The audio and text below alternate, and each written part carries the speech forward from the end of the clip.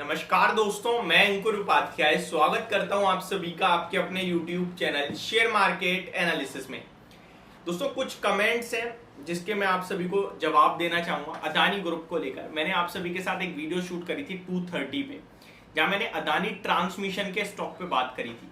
देखिए, अदानी ग्रुप में कुछ चल रहा है दोबारा से। बड़े इंस्टीट्यूशनल इन्वेस्टर्स जो है, FII जिन्हें आप कहते हैं, वो खरीदारी कर रहे हैं। कंपनी के प्रमोटर्स बिकवाली कर रहे हैं। और ये चीज ऐसा नहीं है फर्स्ट टाइम हो रही है। अभी इस चीज को नेगेटिव लिया जा रहा है। अच्छे खासे बाजार में, बाजार जहां पे एक तरफा ऊपर जा रहा था, वहां अदानी ग्रुप के स्टॉक्स आज टंबल गिर रहे थे, संभल नहीं पा रहे थे। और कुछ स्टॉक्स में तो बड़ी गिरावट भी हुई है। मैं आप सभी के साथ शेयर करना चाहूंगा। लाइक अदानी ट्रांसमिशन ही सबसे ज्यादा आज के सेशन में फॉल दिखाते हुए दिखा है। विलमार भी 1% नीचे था, पावर भी ऑलमोस्ट 2% नीचे था। अदानी ट्रांसमिशन तो 6.25% टूट गया है। Total gas flat to positive रहा। वहीं पोर्ट्स की बात करें तो 2.25% नीचे था। एंटरप्राइजेस में भी आधे % की गिरावट थी। अब ये चल क्या रहा है, इसको समझना होगा आपको। देखिए, कुछ कमेंट आ रहे हैं कि जब सेबी की क्लीन चिट मिल जाए, सुप्रीम कोर्ट की क्लीन चिट मिल जाए तब खरीदो।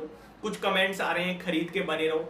कुछ लोग कह रहे हैं कि जो ये FIIs हैं ये खरीद रहे हैं, दैट मीन्स इन्हें पता है सुप्रीम कोर्ट का फैसला अदानी ग्रुप में के फेवर में आएगा, तो वो पहले से खरीद रहे हैं। कुछ कह रहे हैं कि कंपनी के प्रमोटर्स बेच रहे हैं, दैट इज नेगेटिव पॉइंट, तो आप भी इस स्टॉक को बेच दो।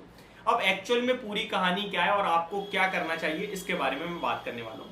सबसे पहले मैं आपको बताना चाहूंगा, शेयर बाजार एक ऐसी जगह है जहां पे आपको एक ही चीज के पीछे नेगेटिव और पॉजिटिव दोनों रिएक्शन देखने को मिलते हैं। ये अदानी ग्रुप ने बता दिया। कैसे? देखिए, आपको याद होगा जब GQG फंड ने फर्स्ट टाइम बाइंग करी थी अदानी ग्रुप के स्टॉक्स में, जहां पे डाटा सामने आया था कि 14,000 करोड़ की GQG फंड ने खरीदारी करी है। बिकवाली उस समय भी प्रमोटर्स ने ही करी थी। आपको याद हो तो अदानी ग्रुप की फैमिली ने ही बिकवाली करी थी, प्रमोटर्स ने ही बिकवाली करी थी। बट लोगों को पसंद आई वो चीज, शेयर बाजार को पसंद आई वो चीज, और अगले दिन शेयर 10 से 15% भागे थे। और GQG फंड ने ये भी क्लियरली कहा था, अभी हमने ये बाइंग करी है, दैट मीन्स अभी हम आगे और बाइंग कर सकते हैं। इसका ये बिल्कुल भी मतलब नहीं होगा कि हमने खरीद लिया अब नहीं खरीदेंगे। और उन्होंने अपने पॉइंट को आगे फिर से उठाया और एक बार फिर उन्होंने अदानी ग्रुप के स्टॉक्स में बाइंग करी थी। और अभी लास्ट वेडनेसडे को भी उन्होंने थर्ड टाइम बाइंग करी। और इस बार केवल GQG फंड का नाम सामने नहीं आया, GQG प्लस गोल्डमैन सैक्स का भी नाम सामने आया। यहाँ पे 2 बड़े इंस्टीट्यूशनल इन्वेस्टर्स का नाम सामने आया जिन्होंने खरीदारी करी।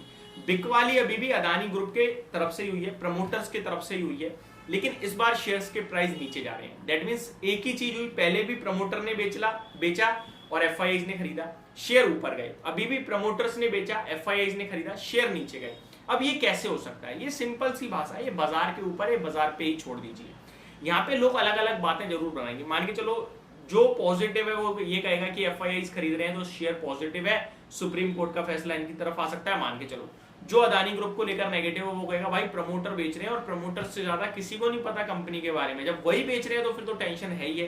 वहीं जो साइड वे है वो कहेगा कि भाई सुप्रीम कोर्ट का फैसला आने दो, क्लीन चिट आने दो, उसके बाद ही ट्रेड करेंगे, जो करेंगे वो उसके बाद ही करेंगे। तो 3 तरीके के अलग अलग लोग हैं, अलग अलग माइंडसेट है, और तीनों का ओपिनियन एकदम ठीक है। तीनों का ओपिनियन अपनी अपनी जगह एकदम ठीक है। लेकिन सवाल ये है कि करें तो करें क्या। देखिए, इसके बारे में आपके साथ बात करता हूं। ये डेफिनेटली अगर कोई और कंपनी होती और प्रमोटर्स बेच रहे होते तो मैं इसे नेगेटिव मानता। केवल एक कंडीशन है कि पॉजिटिव हो सकता है कि प्रमोटर्स के पास 75% से ज्यादा का स्टेक है, तो वो उनके लिए मजबूरी है। लेकिन अगर किसी भी कंपनी में स्टेक प्रमोटर्स के पास 75% से कम है और फिर भी वो बेच रहा है, तो ये एक नेगेटिव ही माना जाएगा। लेकिन क्योंकि ये अदानी ग्रुप है तो यहाँ पे मैं उतना नेगेटिव नहीं मानूंगा। क्यों नहीं मानूंगा?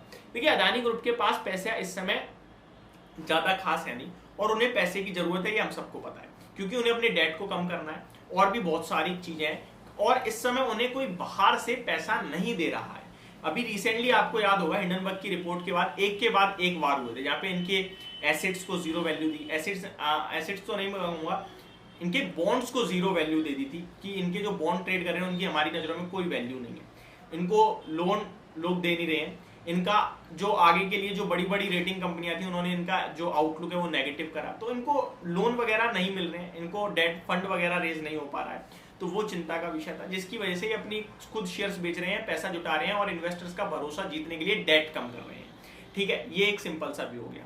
वहीं आप जो FIIs हैं वो कोई छोटे मोटे नहीं, बड़े बड़े नाम आ रहे हैं और वो एक रिस्पेक्टेबल नाम है, तो वो पॉजिटिव अपने आप में बन जाता है। तो ठीक है, इसको मैं as a side way to positive मानूंगा, नेगेटिव नहीं मानूंगा। अब आता है सेकंड सवाल कि भाई क्या खरीदें या ना खरीदें। देखिए, इसका जवाब सबसे बेस्ट वही दे रहा है जो कह रहा है सुप्रीम कोर्ट के फैसले के बाद ही कोई ट्रेड लो। बट मेरे हिसाब से दो चीजें बन सकती हैं। सुप्रीम कोर्ट का फैसला अगर अदानी ग्रुप के फेवर में आया तो ये शेयर्स आपको खरीदने का मौका ही नहीं देंगे, गैप अप ओपन होंगे और बहुत हायर लेवल पे आ जाएंगे दोबारा तब तक, क्योंकि ऐसा नहीं हो सकता ना कि आपको सब कुछ पॉजिटिव होने के बाद भी शेयर का प्राइस वही मिले, ये तो है हो ही नहीं सकता। इनके सुप्रीम कोर्ट का फैसला उनके फेवर में नहीं आया तो शेयर टूटेंगे भी काफी थे।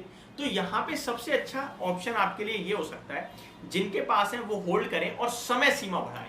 अगर नेगेटिव भी आता है तो भी वो आगे चलकर फिर दोबारा घूम ही जाएगा, क्योंकि एक चीज पे बार बार रिएक्शन नहीं देगा शेयर बाजार। नेगेटिव भी आएगा तो वो ऑलरेडी बहुत टूट गए हैं, रिकवर हुए कुछ स्टॉक्स, कुछ रिकवर भी नहीं हुए, तो अब ज्यादा उसका नेगेटिव रिएक्शन नहीं आएगा। लेकिन पॉजिटिव हो गया तो कुछ शेयर भागेंगे बहुत तेज, ये मैं श्योरिटी के साथ कह सकता हूँ। तो सबसे अच्छा फैसला ये होगा कि मैंने ऑलरेडी ले रखा है तो मैं बेचूंगा नहीं, लेकिन मैंने अगर नहीं लिया है तो पहले तो मैं इनमें हाथ नहीं लगाऊंगा, मैं शेयर बाजार में बहुत सारे शेयर से मारूंगा। लेकिन फिर भी अगर मुझे लेना ही लेना है तो मैं एक छोटी, बहुत छोटी क्वांटिटी में लूंगा ताकि मैं वॉलेटिलिटी बर्दाश्त कर पाऊं।